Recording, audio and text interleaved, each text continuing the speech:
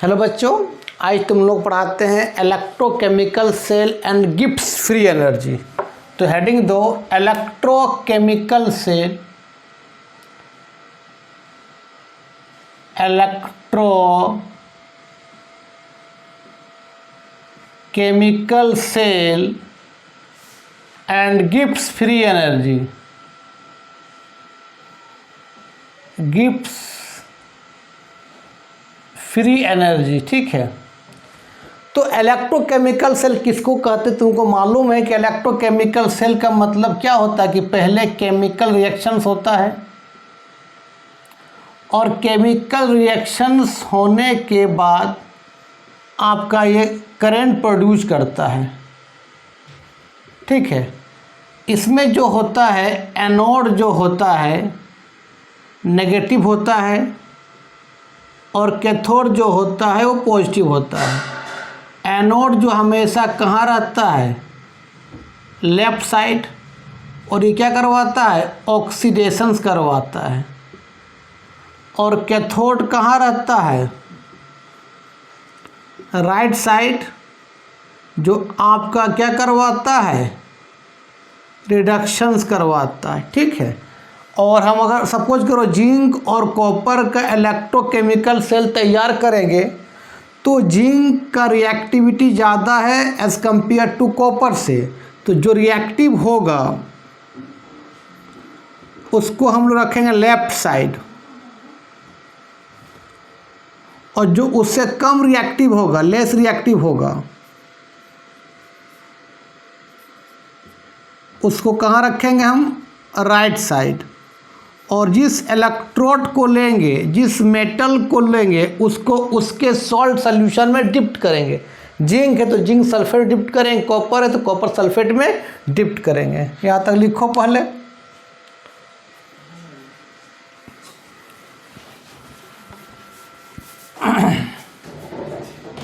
ठीक है, अब उसके बाद बात करेंगे गिब्स फ्री एनर्जी के बारे में। अब इसको सेटअप तैयार कर लेते हैं कि मान लेते हैं कि एक कंटेनर है।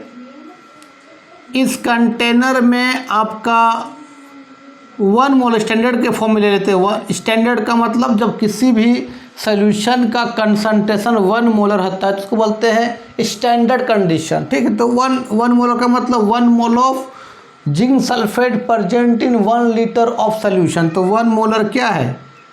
जिंक सल्फेट सॉल्यूशन है। तो ये टूट किस में जाएगा?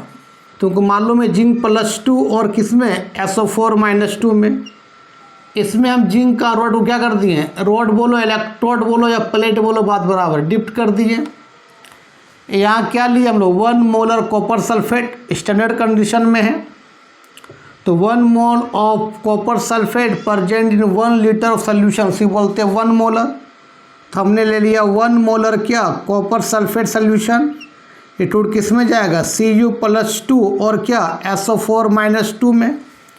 अब इसमें क्या करेंगे? कॉपर का इलेक्ट्रोड को इसके अंदर डिप्ट कर देंगे। कॉपर इलेक्ट्रोड बोलो, कॉपर मेटल बोलो, कॉपर रॉड बोलो, बात बराबर है। ये आपका एनोड है। एनोड कैसा होता है? नेगेटिव होता है इलेक्ट्रोकेमिकल सेल में। और कैथोड क्या है? क्या है? पॉजिटिव है। कैथोड क्या है? पॉजिटिव है। अब क्या किए? दोनों तार को सोल्डिंग करके यहाँ से कनेक्ट कर दी दोनों को, और यहाँ लगा दिए एक वोल्ट मीटर या गैल्वेनोमीटर लगा दिए, ठीक है। तो जैसे ही वोल्ट मीटर लगाएंगे तो हम देखेंगे कि जैसे ही दोनों को करंट से जोड़े और वोल्ट मीटर लगाए, देखेंगे कि आपका ये जिंक का इलेक्ट्रोड और कॉपर का इलेक्ट्रोड, तो जिंक ज़्यादा रिएक्टिव है एज़ कंपेयर टू कॉपर से। तो जिंक क्या करेगा? अपना ये एक्वस में कन्वर्ट होगा।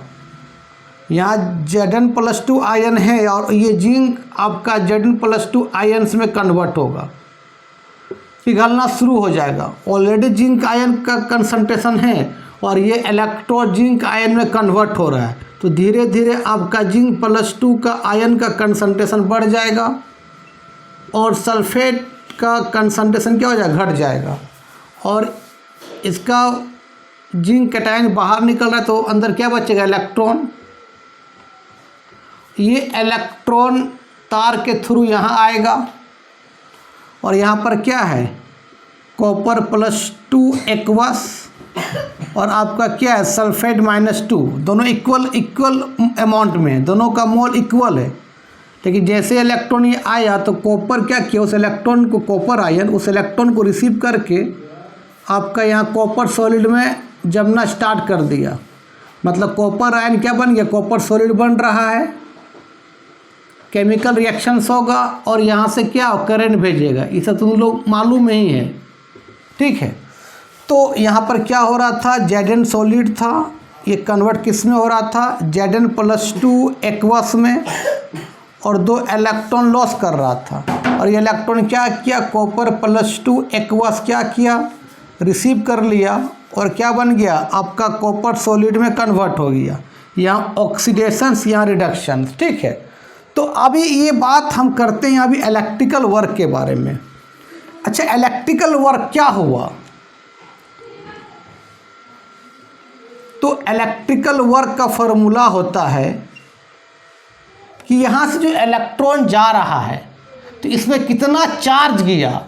याद रखना, चार्ज का SI यूनिट कूलम होता है, क्या होता है, कूलम्स, और करंट का SI यूनिट एम्पियर होता है। चीज़ को याद रखना, एम्पियर A, कूलम को C से डिनोट किए और करंट को SI यूनिट क्या, एम्पियर से A से डिनोट किए।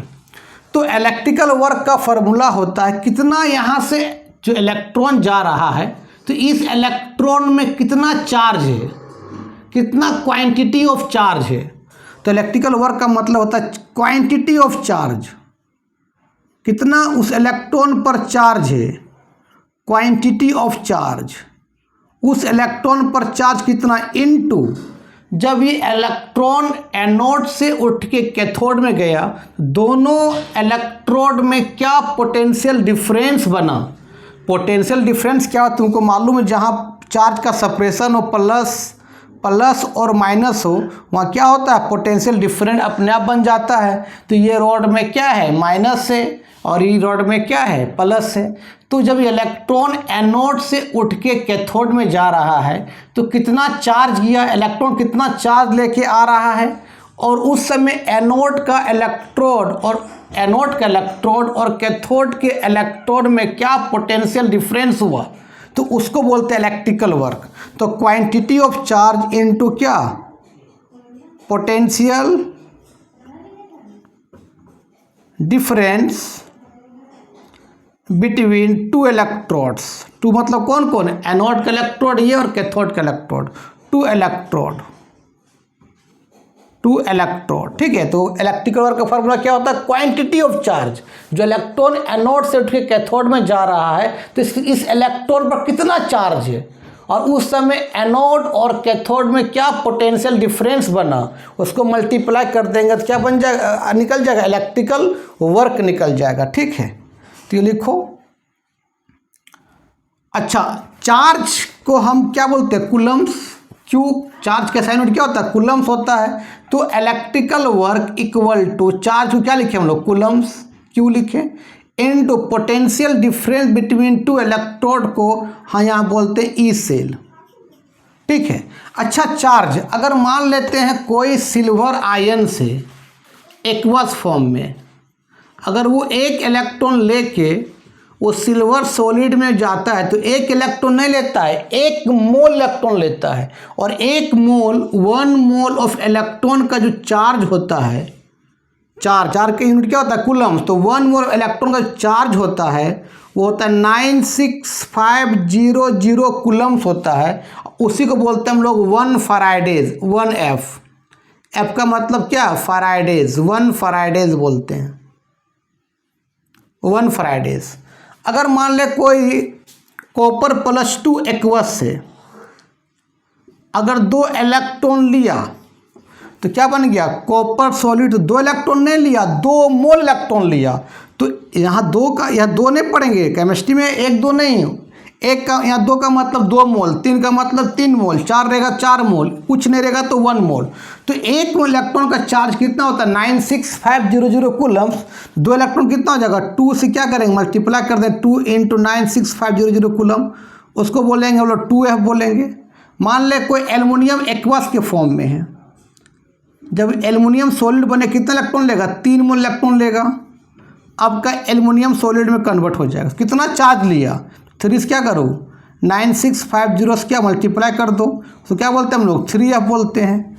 तो चार्ज का ऐसा यूनिट कूलम्स होता है। अगर 1 इलेक्ट्रॉन लेगा तो 1 मोल इलेक्ट्रॉन लिया, 1 मोल चार्ज कितना होता है 96500 कूलम, उसको 1 फैराड बोलते हैं। 2 इलेक्ट्रॉन होता है 2 मोल लिया तो 1 मोल का चार्ज होता है 96500 कूलम, 2 मोल का क्या 2 से मल्टीप्लाई कर देंगे। उसी तरह सिमिलरली अगर कौन मेटल आयन से सपोज करते हैं, ये मान ले मेटल प्लस एन के मतलब मेटल है जिस पर चार्ज क्या है कुछ है, एन का मतलब कोई चार्ज होगा, +1 होगा, +2 +3। तो ये मान लेते एन मोल इलेक्ट्रॉन लिया और क्या बन गया, ये एम सॉलिड बन गया। तो कितना चार्ज लिया, तो क्या लिखेंगे इसको हम लोग एन फैराड लिखेंगे।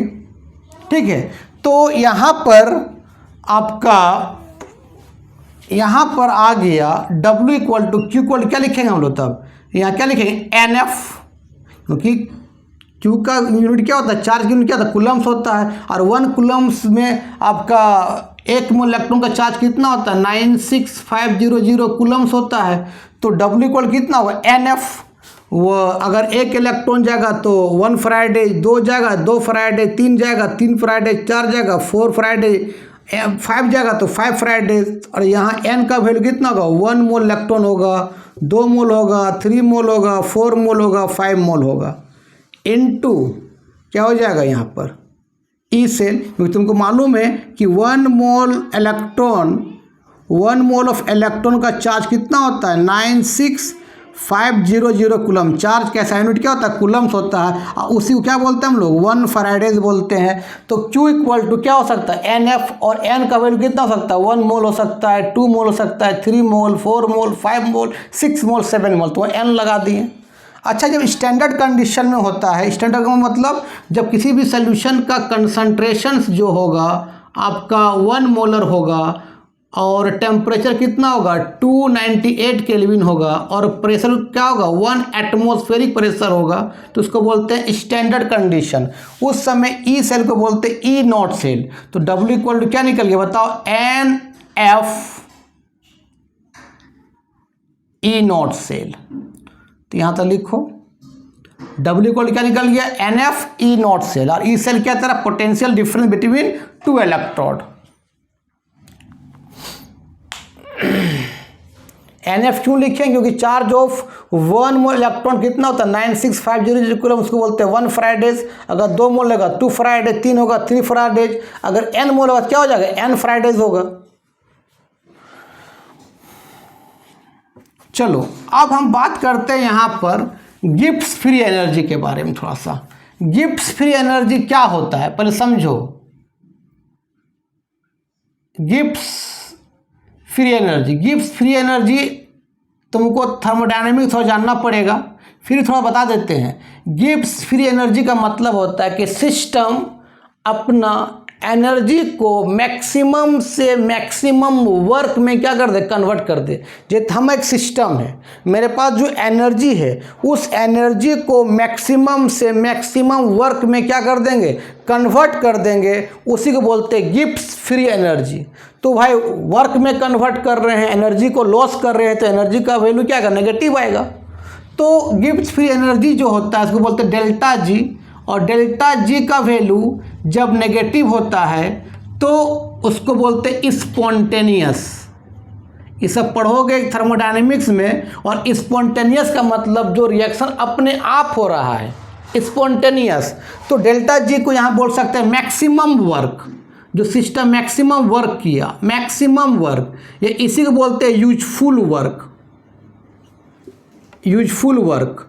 ठीक है, और डेल्टा जी एक एक्सटेंसिव प्रॉपर्टीज होता है। एक्सटेंसिव प्रॉपर्टीज क्या होता है थर्मोडायनेमिक्स में अच्छे तरीके से पढ़ोगे तो एक्सटेंसिव प्रॉपर्टीज वह प्रॉपर्टीज होता है जो सिस्टम के अमाउंट पर निर्भर करता है, उसको बोलते हैं एक्सटेंसिव प्रॉपर्टीज। अच्छा, डेल्टा जी का जो फार्मूला होता है थर्मोडायनेमिक्स से पढ़ोगे, डेल्टा जी = होता है delta H minus T delta S। यहाँ डेल्टा H क्या होता है enthalpy, change of enthalpy. Enthalpy बोले तो सिंपली अभी हीट समझो, change of enthalpy. Change of enthalpy, और डेल्टा एस होता है change in entropy, change of entropy. Entropy का मतलब होता है गैस मॉलिक्यूल्स का रैंडमनेस, गैस मॉलिक्यूल्स का डिसऑर्डरनेस। जितना गैस मॉलिक्यूल डिसऑर्डर्ड के फॉर्म में रहेगा उतना इंट्रोपी बढ़ेगा, और जितना ज़्यादा इंट्रोपी बढ़ेगा उतना रिएक्शन स्पॉन्टेनियस होगा। मतलब गैस मॉलिक्यूल जितना एक्सपेंड करेगा, सॉलिड से लिक्विड गया, लिक्विड से गैस गया, तो भाई सॉलिड से लिक्विड जा रहा है, लिक्विड से गैस जा रहा है, तो मॉलिक्यूल क्या कर रहा है, एक्सपेंड कर रहा है। जितना ज़्यादा मॉलिक्यूल एक्सपेंड करेगा उतना इंट्रोपी बढ़ेगा, और जितना इंट्रोपी बढ़ेगा उतना रिएक्शन क्या होगा, स्पॉन्टेनियस होगा। स्पॉन्टेनियस का मतलब जो रिएक्शन अपने आप होगा। और डेल्टा एच बोलता है कि रिएक्शन होने के बाद अगर एनर्जी को लॉस करेगा तो रिएक्शन क्या होगा, फिजिबिलिटी होगा, मतलब स्पॉन्टेनियस होगा। तो थर्मोडायनेमिक्स में अच्छा से वहाँ क्लियर हो जाएगा कि जब डेल्टा एच का नेगेटिव होता है, नेगेटिव का तो रिएक्शन होने के बाद एनर्जी लॉस करे तो वो आपका स्पॉन्टेनियस होता है। स्पॉन्टेनियस मतलब रिएक्शन होता है अपने आप।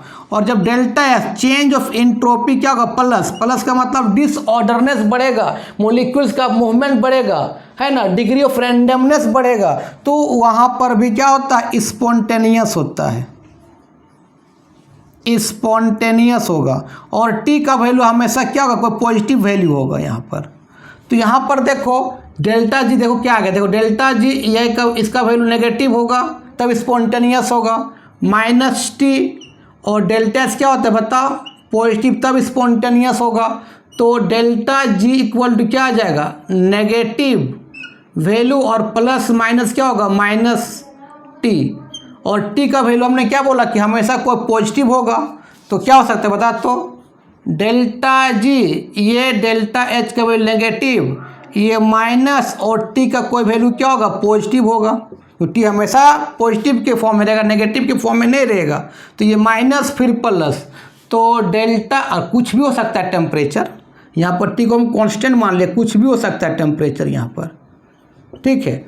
तो ये क्या हो जाएगा, माइनस हो गया और प्लस माइनस यहाँ भी आ गया। तो डेल्टा जी का वैल्यू 2 को माइनस है तो जुड़ेगा, लेकिन सिंबल किसका आएगा, माइनस का आएगा। तो डेल्टा जी कैसा आएगा, नेगेटिव आ गया। तो जब डेल्टा जी नेगेटिव आता है तब क्या होता है, स्पॉन्टेनियस होता है, ठीक है, मतलब रिएक्शन अपने आप होगा।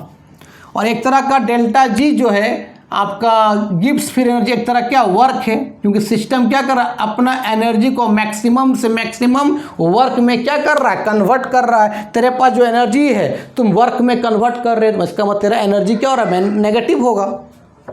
और इलेक्ट्रिकल वर्क भी वर्क है और गिब्स फ्री एनर्जी भी वर्क है, दोनों को कंपेयर कर सकते हैं। तो आपको डेल्टा जी इक्वल टू हम इलेक्ट्रिकल वर्क लिख सकते हैं हम लोग। डेल्टा जी का मतलब क्या, Gibbs free energy, Gibbs free energy को हम इलेक्ट्रिकल वर्क लिख सकते हैं, इलेक्ट्रिकल वर्क लिख सकते, दोनों वर्क है, ये भी आपका वर्क है, आपका ये भी क्या है, वर्क है, दोनों वर्क है, ठीक है। तो अभी हम लोग इलेक्ट्रिकल वर्क का फॉर्मूला कितना पढ़े थे हम, N F E naught cell पढ़े थे। तो हम इसकी जगह पर डेल्टा जी पुट कर सकते हैं, जो दोनों वर्क है। तो डेल्टा जी इक्वल कितना हो जाएगा, क्योंकि डेल्टा जी कैसा होता है, नेगेटिव होता है, तो हम लिख सकते हैं कि delta G equal to minus N F E not cell. तो यही तेरा डेल्टा जी का फार्मूला आ जाता है, minus N F E not cell. तो डेल्टा जी लिखो या इलेक्ट्रिकल, दोनों तो वर्क है दोनों, तो डेल्टा जी लिखो या तो यहाँ डब्लू लिखो, दोनों सेम होगा। और डेल्टा जी या equal to W equal to क्या होगा, minus N F E not cell. N क्या होता है, कितना इलेक्ट्रॉन लॉस गेन हुआ है, और एफ होता है फैराडेज कांस्टेंट।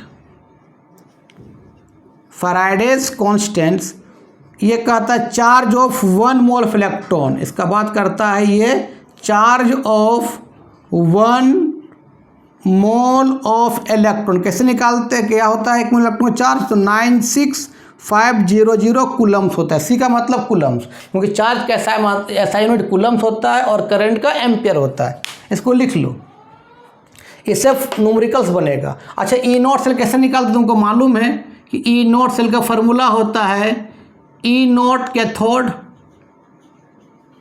मतलब E not reduction potential of cathode minus E not reduction potential of anode, क्योंकि IUPAC ऑक्सीडेशन पोटेंशियल नहीं समझता है, वो क्या समझता है, रिडक्शन पोटेंशियल। इसलिए E not reduction potential of cathode minus E not reduction potential of anode, लिख लो इसको। अब एक यहाँ पढ़ाएंगे relation between Gibbs free energy and equilibrium constant. तो हेडिंग दो, रिलेशन बिटवीन, शॉर्ट में BW मतलब between Gibbs free energy and equilibrium constant. Equilibrium constant यहाँ तक लिखो। तो थोड़ा सा इंक भर देते हैं थोड़ा सा। चलो, तो relation between Gibbs free energy and equilibrium constant. अभी तुम नॉट्स इक्वेशन में पढ़ा था, वी नो डेट क्या पढ़ा था कि sir E cell equal to होता है E not cell -2.303 RT by NF log base 10Q। और यहाँ R का जो वैल्यू होता है कितना पुट करोगे, 8.314 जूल मोल इनवर्स के इनवर्स। और T का वैल्यू कितना पुट करना, 298 केल्विन। और आपका F का जो वैल्यू पुट करना है यहाँ पर 96500 कूलम्स। और N कितना है, कितना इलेक्ट्रॉन लॉस हुआ, लॉस ऑफ इलेक्ट्रॉन या तो क्या, गेन ऑफ इलेक्ट्रॉन। इसको इक्वेशन 1 मान लो। इसी को सॉल्व करके आपका ई सेल इक्वल टू क्या आया था, ई नॉट सेल, इसको इक्वेशन 1 मान लिया, इज -2.303। R का वैल्यू कितना, 8.314। T का वैल्यू कितना, इसको मिटा देते हैं, T का वैल्यू कितना, बोर्ड तो छोटा है ना, 298। और N का वैल्यू, N रहने दो, N 1 भी हो सकता है, 2 भी हो सकता है, 3 भी हो सकता है। F का वैल्यू कितना, 96500 कूलम्स और log बेस 10Q। इसको मल्टीप्लाई करके इसे डिवाइड किया था, तो तेरा ई सेल का वैल्यू आया था E not cell -0.0591 by N log base 10Q। Equation 2 मान लो इसको, ठीक है। यहाँ तो लिखो, थोड़ा मिटाएंगे, ऊपर मिटा देते हैं। अच्छा, अब जब इक्विलिब्रियम हो जाता है, एट इक्विलिब्रियम, क्यों क्या है, क्यों हम बताए थे, इसको बोलते हैं रिएक्शन कोशेंट। रिएक्शन कोशेंट बोलते हैं।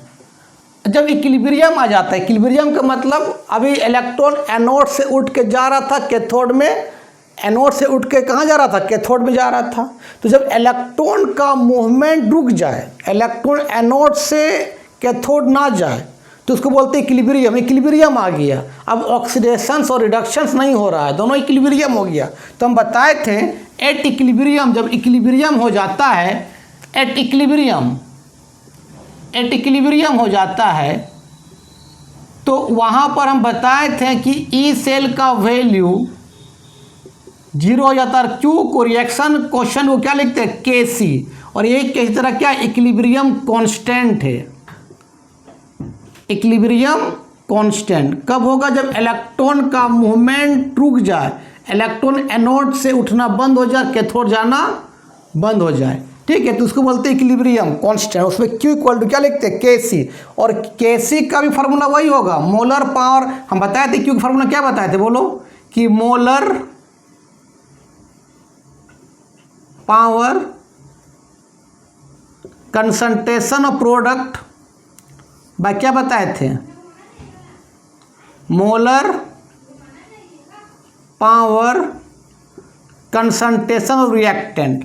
तो Q का भी फार्मूला वही होगा और इक्विलिब्रियम कांस्टेंट KC का भी वही फार्मूला हो। जैसे मान लेते हैं एक है कि कॉपर +2 एक्वस फॉर्म में है, या मान लेते हैं जिंक सॉलिड है और आपका कॉपर +2 एक्वस के फॉर्म में है। इधर बन गया क्या, Zn+2 aqueous plus copper solid.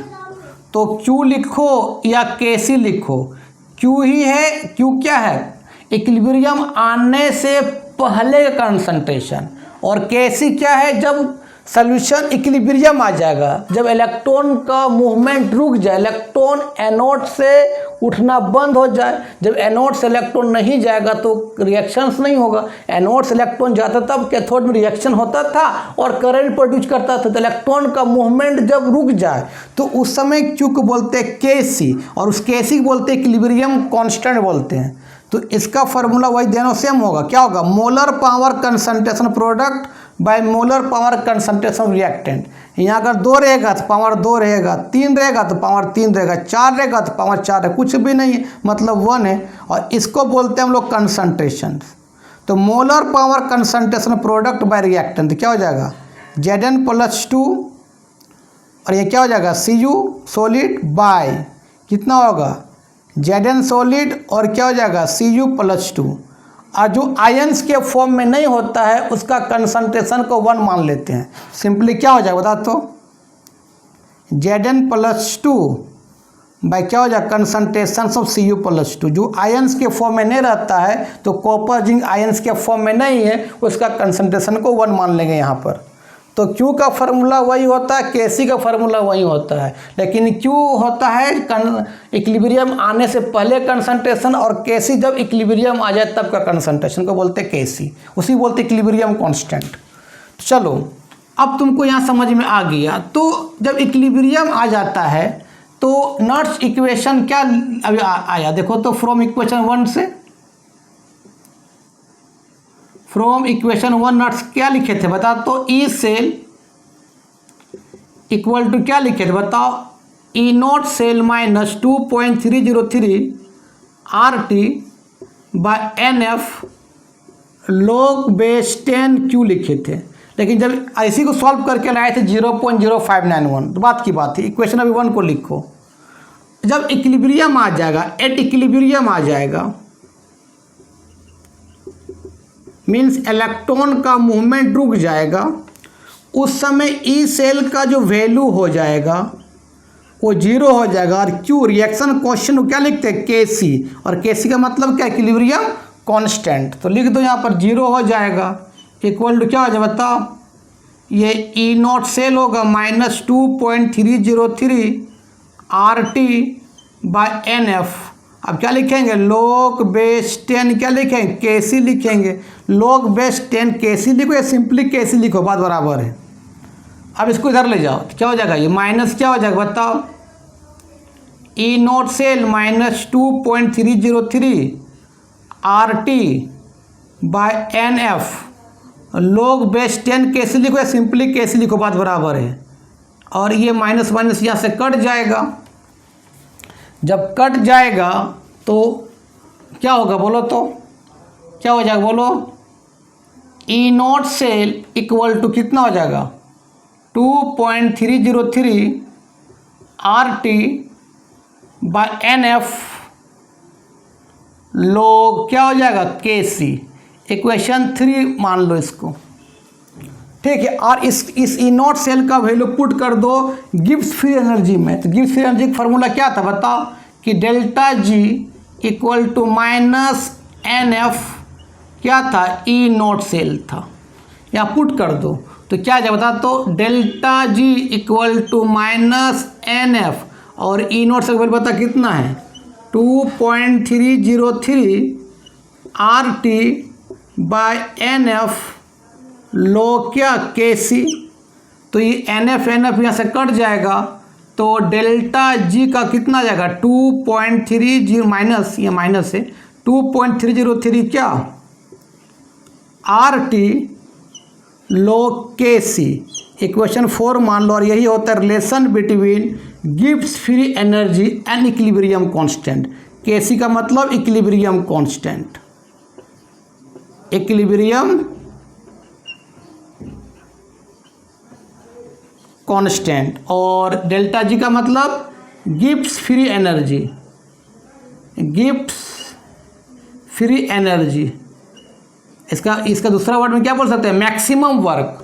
Gives free energy का मतलब क्या होता है, सिस्टम मैक्सिमम से मैक्सिमम एनर्जी को वर्क डन में क्या करता है, कन्वर्ट करता है, उसी बोलते हैं गिव्स फ्री एनर्जी। और गिव्स फ्री एनर्जी एक एक्सटेंसिव प्रॉपर्टी है जो सिस्टम के अमाउंट पर निर्भर करता है। इसको लिख लो, नेक्स्ट वीडियो में इसका हम न्यूमेरिकल बता देंगे, उसके बाद पढ़ाएंगे कंडक्टर क्या है, कंडक्टेंस क्या है, मोलर कंडक्टेंस क्या है, स्पेसिफिक कंडक्टेंस क्या है, लिख लो इसको। आज का वीडियो यहीं समाप्त करते हैं और नेक्स्ट वीडियो में इसका न्यूमेरिकल बता देंगे। ठीक है, तब तक के लिए बाय बाय।